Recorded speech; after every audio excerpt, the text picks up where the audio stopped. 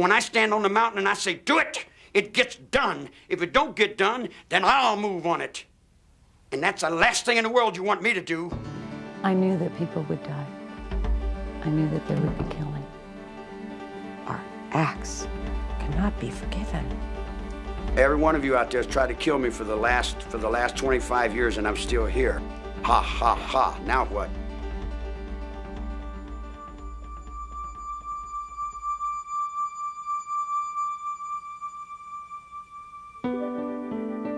On August 9th, 1969, unknown intruders broke into the fashionable Los Angeles home of movie director Roman Polanski and his pregnant wife, the actress Sharon Tate. There, they slaughtered her and 4 others. One night later, another home was invaded, and a middle-aged grocery executive and his wife were killed with equal brutality. In 2 days, an entire city was seized by fear. But it was months before the crimes were connected. When they were, a small, bizarre character named Charles Manson was charged with provoking his apparently fanatic followers to commit the crimes. And a national obsession to understand these people began. Who was Charles Manson? As he recalls it, the pain of Manson's childhood began early. I am a street child. I'm a runaway little girl at 15 years old out of Kentucky named Kathleen Maddox. I didn't have a husband. My husband's name was Scott. And he married somebody else and went down the road, and she went to Cincinnati and had a guy named Charlie Manson. Charles Manson was born on November 12, 1934 in Cincinnati, Ohio, in Cincinnati General Hospital. His mother, Kathleen Maddox, was just 16 and unmarried when he was born. His father was a Colonel Scott who'd briefly known Kathleen. She was very, very motherly looking. She was as motherly looking as my mother was. My mother went to prison for 5 years for strong-arm robbery. Her brother had to deal a trick in off the street and put the yoke on him to get some money to eat. But when I heard she was a prostitute, I couldn't believe that either. And she went to prison, and I used to visit her in the prison visiting room. His mother's absence and rejection would make a life with her a dream of Charles Manson's throughout his childhood. Manson spent many of his early years in the small town of McMecken, West Virginia, with his deeply religious aunt and uncle, living, by all appearances, a not unhappy small-town life. The house was a big, older house, but it was beautiful. He had just about anything he wanted, I would say. His aunt and uncle and grandmother took him to church. He didn't like going. The only thing he really liked, was the singing. But Charles loved to sing. But some of Manson's outlook on the world came from another uncle, a mountain man. Out of the Kentucky mountains, when my uncle said, "We ain't surrendered, we're still rebels, and we'll be rebels until the end of time, because I ain't accepting no Yankee school." He said, "Don't go to those schools, boy." So when I was 9 years old, I set the school on fire, and I went to reform school. Between 1942 and 1947, Manson spent periods of time with his mother and her assorted lovers around the Midwest. But then, unable to place him in a foster home, she allowed the court to place him in the Givalt School for Boys. After 10 months, he ran away to find her, but she would not take him back. This was a turning point for Charles Manson. The only thing my mother taught me was that everything she said was a lie. And I learned never to believe anyone about anything. He ran away from the school again and began a life of petty crimes, including breaking into grocery stores and stealing a bicycle. In 1949, after time in a juvenile center, he was sent to Father Flanagan's famous Boys Town. According to a 1949 article in the Indianapolis News, a dead-end kid who has lived in an emotional blind alley is happy today. He's going to Boys Town. Manson ran away 4 days later. Now just 13, he stole cars, broke into stores, and committed his first armed robberies. He was then sent to the Indiana School for Boys, where he claims he was raped and repeatedly beaten. He ran away 18 times. Now the punishments escalated after he stole cars, committed armed robbery, and held up gas stations. He went from the National Training School for Boys to Natural Bridge Camp to federal reformatories at Petersburg, Virginia, and Chillicothe, Ohio, where he was paroled in 1954. He was just 19 years old. Around this time in Los Angeles, one of Manson's future followers, Patricia Krenwinkel, was a little girl. Her comfortable childhood could not have been more different from Charles Manson's, but even her home was not without its sadness. During the time I was brought up, nothing was talked about. I mean, my parents' dissolution of their marriage, you don't talk about that. You don't talk about problems in the home. I never felt like I had a sense of who I really wanted to be or become. In 1949, Leslie Van Houten was born into a solid middle-class family in Altadena, California. From an early age, she wanted to help the world. Her parents, too, would divorce. I was always very a creative girl, young girl, you know, artistic. But I never, for a while, I wanted to be a school teacher. Somewhere along the line, I got distracted and I lost motivation. Believe that I was desperately seeking someone that I could love and hold on to and call my own. That somehow my dad leaving had left a space there. In January 1955, back in McMecken, the 20-year-old Charles Manson married 17-year-old Rosalie Jean Willis. He held odd jobs, but continued to steal cars, driving them across state lines. 1944, I went to juvenile hall. I didn't get out till 1954. I got a little girl named Rose, stole some guns, went to Georgia, burglarized a store, got a straw hat full of dimes, and came to L.A. I turned 21 years old in the L.A. County Jail. I wasn't out but a hot second. I've been in jail all my life. It was one of the curious facts about Charles Manson. He would often manage to commit small-time crimes that nonetheless violated federal laws and would bring tough penalties. A suspended sentence turned into a 10-year term after he violated probation on a charge of forging a very small treasury check. I was struck by something initially, and that is that he had been sentenced to 10 years for attempting to cash a $43 treasury check, and he did 7.5 years. From 1951 to 1967, Charles Manson's rap sheet shows a range of crimes, from mail theft to forgery to running prostitutes. It was at McNeil Island Penitentiary that Manson developed a skill at the guitar and an interest in music that would play an important part in later events. The man who taught him the steel guitar was an aging fellow prisoner, the renowned Depression-era gangster Alvin "Creepy" Karpus. More important, it was in prison, with its rigid codes of behavior and its hierarchy, that Manson developed his way of looking at the world. See, I never realized that people outside are much different than the people inside. People inside, if you lie, you get punched. You get misused. You don't lie to the lieutenant. Lieutenant don't lie to you. There's a certain amount of truth in prison, and being raised in prison, I was raised pretty much in the light of that truth. He did his own time. He pretty much refused to be programmed to go along with the expectations of the prison staff. He apparently spent a lot of time in his cell playing the guitar, writing music. He did attend a class, did very well in a power of positive thinking class, which I always thought was a part of his style. He was released from prison in 1967.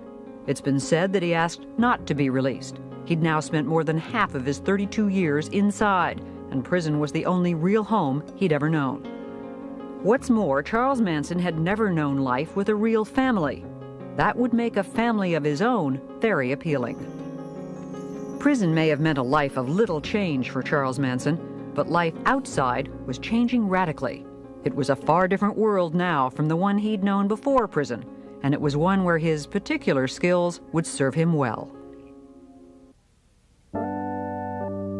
It was the mid-1960s, and the Haight-Ashbury district of San Francisco was, for hippies and others escaping the mainstream, the promised land. What we saw at its peak were literally thousands of flower children all over the country, all over the world, attracted to this movement, like moths to a flame. You know, summer in San Francisco. There was a philosophy here that was totally revolutionary that they'd not heard before, and this was the epicenter of it. A lot of very young, creative, exploring people came there, but then you started to see a shift where more disturbed, sicker, more drug-involved people started to come. The hallucinogenic drugs like LSD were being replaced by stimulant drugs, speed particularly, that led to compulsion and paranoia. And innocence was giving way to violence. You may recall a song, the lyrics of which were, if you come to San Francisco, you better wear a flower in your hair. By 1967, if you came to San Francisco, you needed to wear a .45 in your belt. It had changed that fast. The kids were still coming from all over the United States with the same set of expectations, but the welcoming committee was very, very different. There was a brand of street theater that was hard to imagine. If we are coming up to the beatnik area, all the stores out in this area, been taken over by the beatniks, and we see them in all shapes and sizes. I think this one is a girl walking in front of us. She has a hair ribbon, but it's hard to tell. It was a scene where if you grew your hair and talked the talk, you fit in. This was the scene which Charles Manson entered on his release from prison in 1967. When he came out, he initially told me that there was nothing I could do, that that he could go back to prison. He was not afraid of it. He was not going to do parole if parole was going to be onerous. He was clearly an antisocial personality. He was superficial, he was glib, and he was very adaptable. And when I got out, all your children would come to me because they never had anybody tell them the truth. He sized up people, I think, fairly quickly and fairly accurately. I think that's a skill you learn in prisons. He said, so your father just kicked you out of the house. And that started it. Lynette Squeaky Frome joined up with Manson early on. It was easy to talk to him. And we talked on a number of levels. His mind intrigued me. Charlie was what he needed to be at any given time. Pat Krenwinkel was another early member of Manson's growing family. I met Charlie when I was living at the beach with my sister, and she came home and said to go down to a friend's house, which I did, and Charlie was there, and he was playing the guitar. And so I was introduced to him there. And that night, we slept together, and I felt really loved by him almost immediately, mostly because I think at that point I was really desperate for someone to care. When we made love, all I remember is just crying and crying to this man. I mean, it was like, because he said, oh, you're beautiful. I couldn't believe that. I just started crying. Manson's family grew to include men. One of them was the young All-American Texan, Charles Tex Watson. Charlie used sex for, number one, when people would come and he wanted power over them, men, he would offer them whatever women he had. And he had certain women he always put out front, which he called his front street girls. They were the ones that he thought were the most beautiful, the ones that would be the most enticing. And that's what he would do. I mean, he was an excellent pimp. Charles Manson was not only attracting followers, he was also exercising more and more control. Whatever he believed, I would believe, and I would say, and I would spout off. I began to get increasingly uncomfortable with the amount of control and the way in which he used them. And you could see his sense of power and control growing. But in Northern California, at least, the family was monitored by outsiders. I saw him on a weekly basis. He would bring the girls into the office. It was a big occasion. I would go out to a home and see them. There was always that string. There was always some reality. The family left San Francisco in the summer of 1967 and began an odyssey up and down the California coast. Moving from place to place was one way Manson kept his followers entertained enough to stay. They started spending more and more time in the Los Angeles area. There, Manson hoped to make a name for himself in rock and roll. I think he felt that once he got down there, things were going to be very, very different. He had contacts with the Beach Boys. It was through the women that Manson made his connection with Dennis Wilson of the Beach Boys. In Los Angeles, Wilson picked up 2 of the family women hitchhiking and took them home. Soon, Manson and the rest of the family showed up and moved in with Wilson for several months. Then, through Wilson, Manson did some recording, but nothing came of the sessions. Manson was always bitter that his music would remain unheard. They came to the ranch, lady. I didn't go to them, they came to me. You're stealing my music every day. You're writing my songs, you're playing my game. In August of 1968, longtime family member Susan Atkins found the family a new home, an old Western movie set and now writing stable owned by an 80-year-old half-blind man named George Spahn. Leslie Van Houten joined the family in the summer of 1968. You know, all very fun in the beginning, innocent.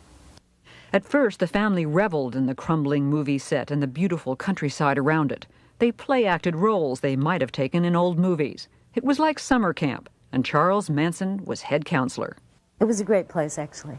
We could make anything we wanted out of it. It was like having the Our Gang set, you know. You could turn it into anything. The whole idea was to let time disappear. There was no time. We were all living now. Now was the only time. See, at first, the magical mystery tour was that we would be cowboys or gypsies or pirates, and every day it was to wear a different role so that we would get more out of ourselves, and every day was Halloween.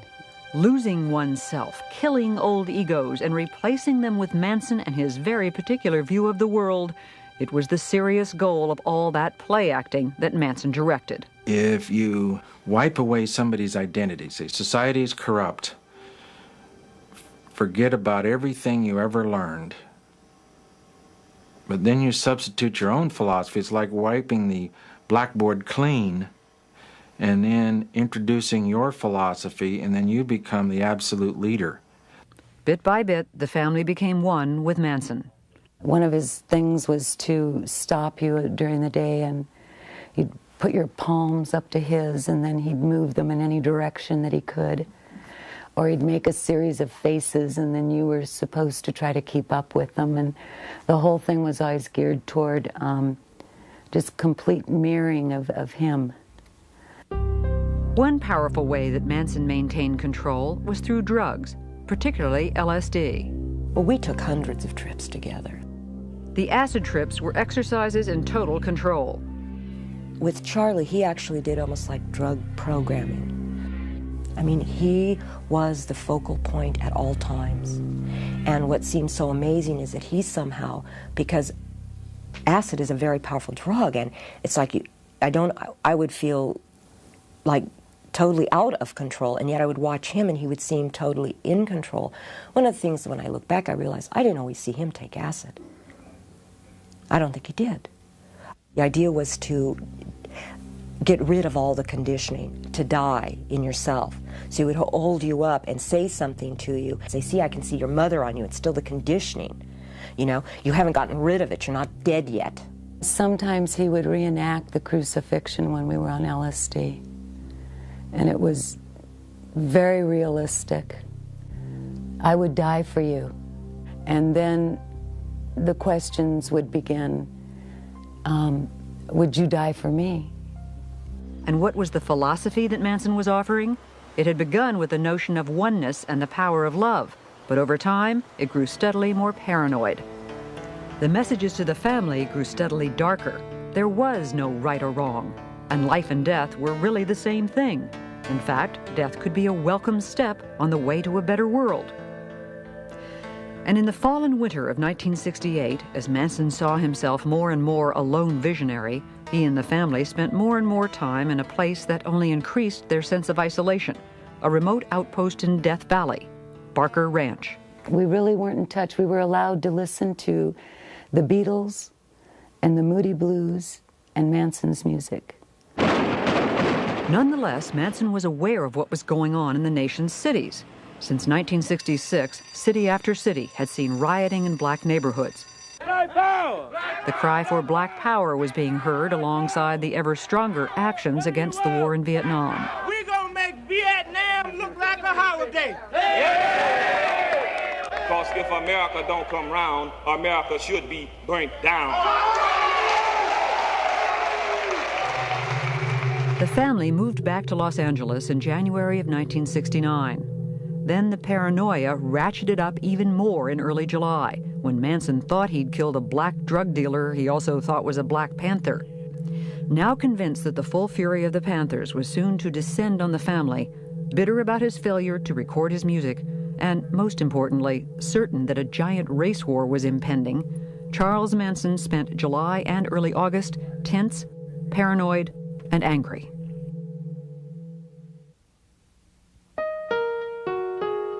On the night of August 9th, 1969, at a house on Cielo Drive in Los Angeles, the actress Sharon Tate, wife of movie director Roman Polanski and 8 months pregnant, was at home with her friends, the hairstylist Jay Sebring, coffee heiress Abigail Folger, and Roman's friend, Wojtek Frykowski. A young man named Stephen Parent was also on the site, visiting the home's caretaker. That night's murders began with some preparations at Spawn Ranch. I was with the children. We were in a trailer. I was with someone else, and we were in a trailer. And Charlie came and woke me up. And he said, "Get up. I want you to go somewhere." He said, "Get in the car." And I was in the car with Tex and Linda Kasabian and Susan Atkins. And he said, "Do everything the Tex says." And we were off. Tex Watson went onto the property first. When he came upon Stephen Parent in his car, he shot him 4 times. We heard gunshots. He came back and told us to come with him. And we followed.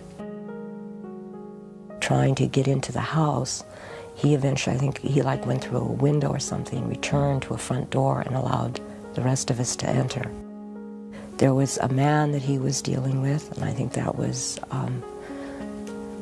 Jay Sebring, I believe. He had him on the floor or something, and he was going to tie him up. And he asked Susan to check the back rooms. And what began to happen is a scuffle started taking place between Tex and the man and Jay Sebring, and he shot him, and everyone else at that point obviously was getting really frightened and scared. And what eventually took place is that there was an attempt to tie everyone up, and when there was an attempt to tie everyone up, eventually Abigail Folger started to get herself undone, and she took off. I ran after her with an upraised knife, and we went out through a back door out onto the lawn. And I started stabbing her. I ran her down, and I began to stab her. I remember her saying, "I'm already dead." It was Tex Watson who delivered most of the fatal blows at the house that night. We were so locked in, it's just okay, this must be this, and when you just become more in more like a robot, somehow this must bring it. The scene left behind was grotesque. There was blood everywhere. A rope tied twice around Sharon Tate's neck was looped over a beam and tied around Jay Sebring's neck. Abigail Folger and Wojtek Frykowski lay on the front lawn. Stephen Parent lay dead in his car. And on the front door, in Sharon Tate's blood, was the word pig. Besides being shot and bludgeoned, the victims had been stabbed a total of 102 times. When I got back to the ranch, we got out of the car, Charlie came up and asked everybody how it went. But that was the first time I looked at him and I said, "Charlie, They were so young. And he just said, go with Tex. The next night, another attack. This time, it was at the home of grocery company executive Lino LaBianca and his wife Rosemary in a very different section of Los Angeles. Manson knew the house because he'd attended a party at a neighboring home in the past. Along this second night would be Leslie Van Houten, anxious to prove her loyalty to Manson. I knew that people would die. I knew that there would be killing. Manson, Van Houten, Krenwinkel, Watson, Atkins, and Linda Kasabian drove around for a while before they stopped at the LaBianca house. Manson went inside, tied up the LaBiancas, and then left. Pat had a knife, and I tried to hold Mrs. LaBianca down, and I couldn't do it. And Pat went to stab her, and she couldn't do it. Leslie was still trying to hold her because she was struggling, and I went and got Tex. And Tex went into the bedroom, and I stood in the hallway, and I looked into an empty room in the den, and I just stayed there, and I didn't move. And I have no sound memory of Mrs. LaBianca dying. All I remember is staring into that room. And then Tex turned me around and handed me the knife, and he said, do something. Because Manson had told him to make sure that all of us got our hands dirty. And I stabbed Mrs. LaBianca in the lower back about 16 times. The scene at the LaBiancas was no less macabre than that at the Tate house. A carving fork protruded from Lino LaBianca's stomach, a knife protruded from his throat, and the word war was carved in his flesh. Mrs. LaBianca was in the bedroom, her head covered by a pillowcase with a lamp cord tied around her neck. And on the walls, written in their blood, were the words, "Death to pigs," and "Rise," and on the refrigerator door, the words, "Helter Skelter." I said, if you're gonna do something, leave something with you. Just like I would tell you, if you're gonna do something, do it well, and leave something with you. Leave a sign to let the world know that you were there. Have a good day. The two victims had been stabbed a total of 67 times. Meanwhile, the news of the first night's murders had hit L.A. like an earthquake. There was a terrible fear, a terrible trepidation on the part of the Hollywood community that this killing, this ritualistic killing, had something to do with celebrityism. And so a lot of the high-profile Hollywood stars, apparently Sinatra left town. Tony Bennett was living at the Beverly Hills Hotel in one of the bungalows. He moved inside to be safe. Steve McQueen supposedly drove around with a gun in the front seat of a car now, all reacting to the Sharon Tate killings. It was amazing. Everyone's got a piece of the story. Wherever you went, there was somebody that said, did you know that they found that thing? And that, you know. It seemed everyone wanted a gun. 200 guns were sold by one Beverly Hills store in 2 days. It took 2 weeks to get a locksmith. Police were interviewing many celebrities, and some became more careful about their habits. One local in the film business said, toilets are flushing all over Beverly Hills. The entire Los Angeles sewer system is stoned. Now the rumors started to fly. The first rumor that hit, as far as the crimes were concerned, was that it was drug-related. It was a drug hit. And on top of that, it was Roman Polanski's wife. People knew about Polanski's film, Knife in the Water, all of these strange, dark, mystical movies involving drugs and sex and killings. Sharon not only didn't use drugs. In the beginning, you know, there were those who thought Roman had an involvement in this. It was conjecture Polanski quickly denied. It's terrible for him when he came back for the funeral. And Warren Beatty was telling me this. I mean, people thought he somehow had something to do, which of course he didn't. In In spite of the obvious similarities between the Tate and LaBianca murders, the police believed that the second crime was merely a copycat incident based on news reports of the first, and the two investigations were run quite separately. During the investigation, the family was actually arrested and then released on an unrelated charge of auto theft. They then headed north to the safety of Barker Ranch in Death Valley. On October 10th, the family was rounded up on new charges of auto theft and arson. And while they were in jail, the L.A. murder cases broke open. Family member Susan Atkins was implicated by another member in an earlier crime. Jailed in L.A., she blabbed to cellmates about the Tate and LaBianca murders. "The more you kill, the better you like it," she told them. Then one cellmate repeated the stories to the police. In December of 1969, nearly 4 months after the crimes, Charles Manson and 5 family members were charged with the Tate and LaBianca murders.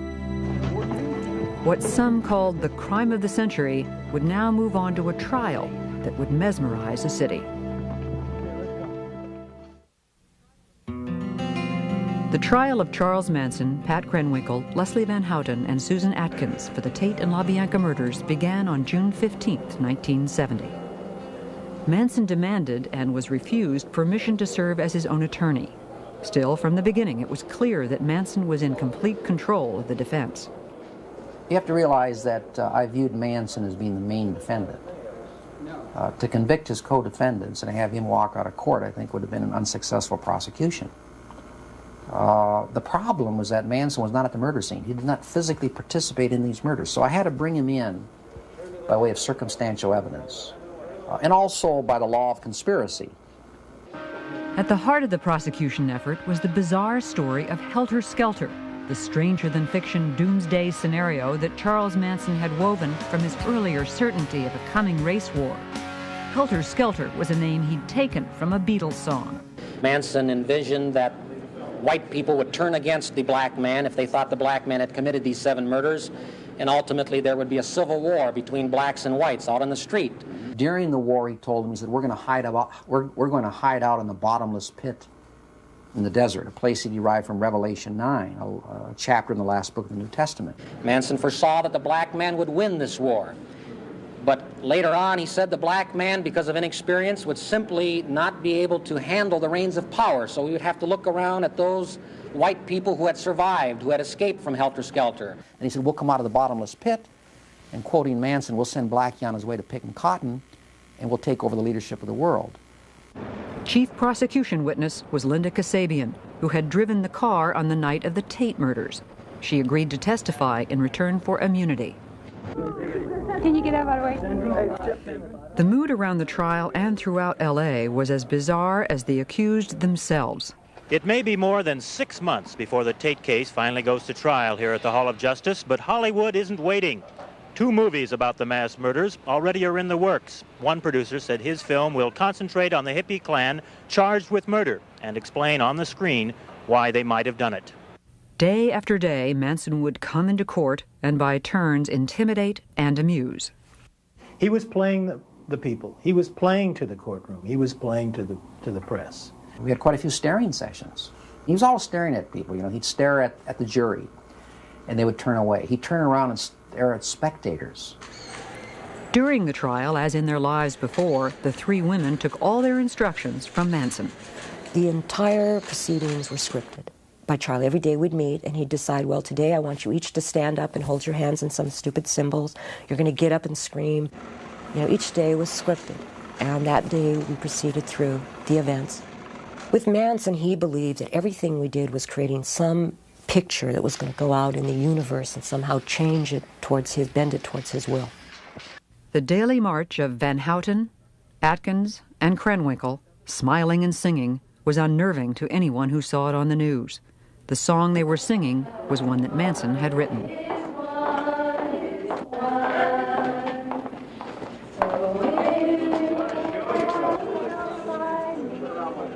After disrupting the proceedings a number of times, the rest of the family was banned from the courtroom, so they moved to the hallways and kept a vigil outside.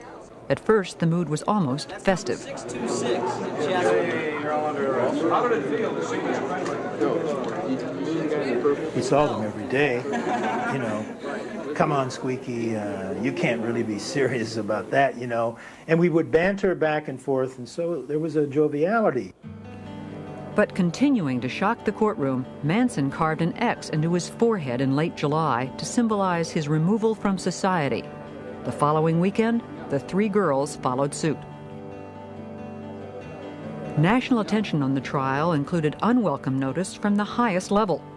President Richard Nixon spoke of Charles Manson in a speech on August 3rd. Here is a man who was guilty, directly or indirectly, of 8 murders without reason. Here is a man yet who, as far as the coverage was concerned, appeared to be rather a glamorous figure. And the next day, a smiling Charles Manson held the headline up to the jury as the defense demanded a mistrial. It was denied in spite of the defense team's best efforts. The President of the United States says somebody's guilty. What recourse do you have? You answer the question. Inside the courtroom, the most dramatic moment occurred on October 5th, 1970, when Manson lunged 10 feet towards the judge. He was restrained, and the trial continued. It certainly was within earshot. On November 16th, the prosecution rested, and the defense then rested without calling a single witness. Struggles with Manson and changes in the defense team were constant, but there was still alarm when defense lawyer Ronald Hughes did not show up in court. His body was later discovered in a wilderness area. One ex-family member has claimed he was murdered for disagreeing with Manson over Leslie Van Houten's defense. On January 25th, 1971, after 9 days of deliberation, the jury found each defendant guilty of conspiracy to commit murder and murder in the first degree. In a separate trial, Tex Watson was also found guilty and sentenced to death. In the penalty phase of the trial, the women did testify and tried to exonerate Manson.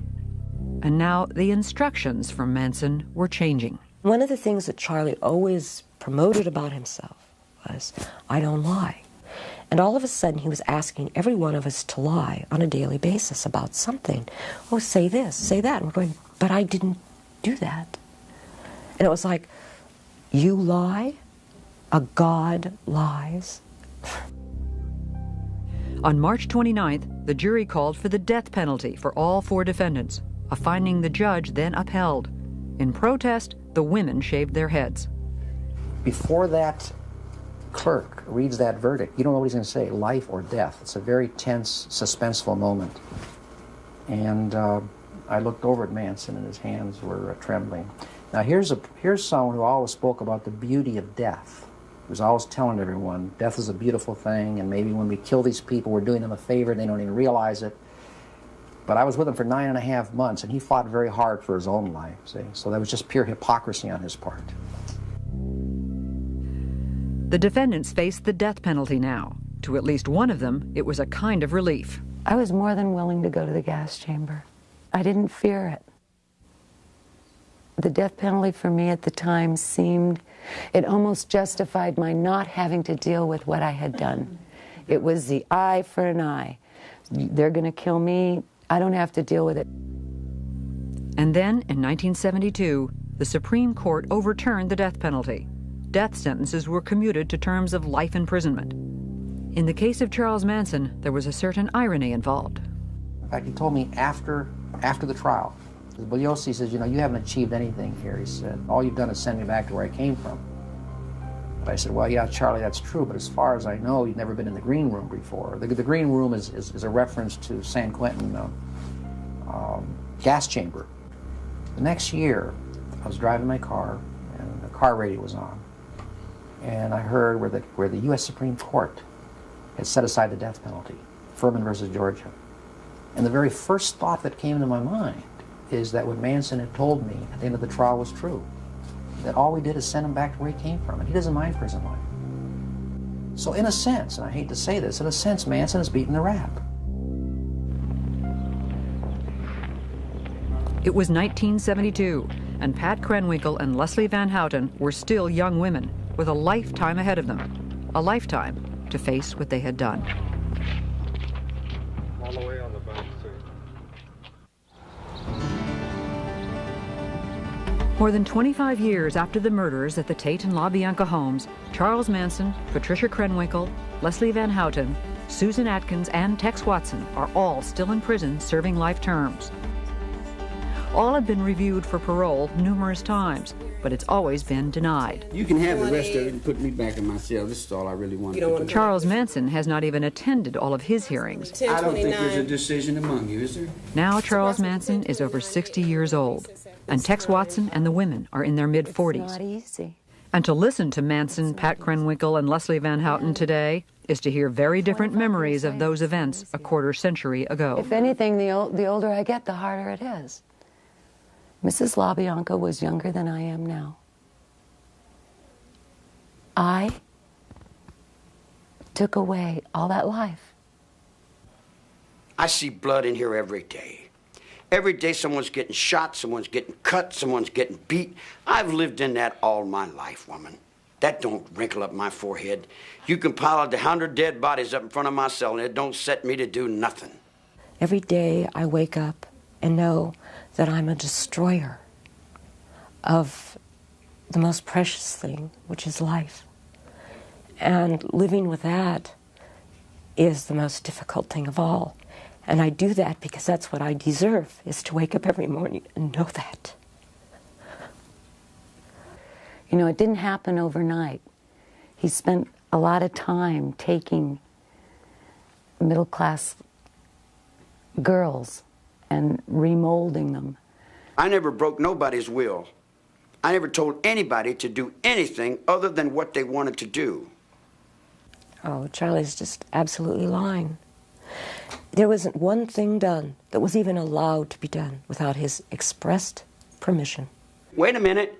I said, you do what's best for you. You do what you feel is right. You do what you think is right. Now, whatever you think is right, it's got to be right. All I'm doing is I'm walking with you, I'm walking in line with you, and I'm holding the line with you. What you do is up to you. It's got nothing to do with me. You know, I take offense to the fact that 25 years later, Manson doesn't own up to his share in this. I take offense to that. I take responsibility for my part. And part of my responsibility was helping create him. Every once in a while I get letters from children. And they seem to think that what we did is all right. There is nothing that we did that is all right. Nothing. He was not Jesus Christ or Satan.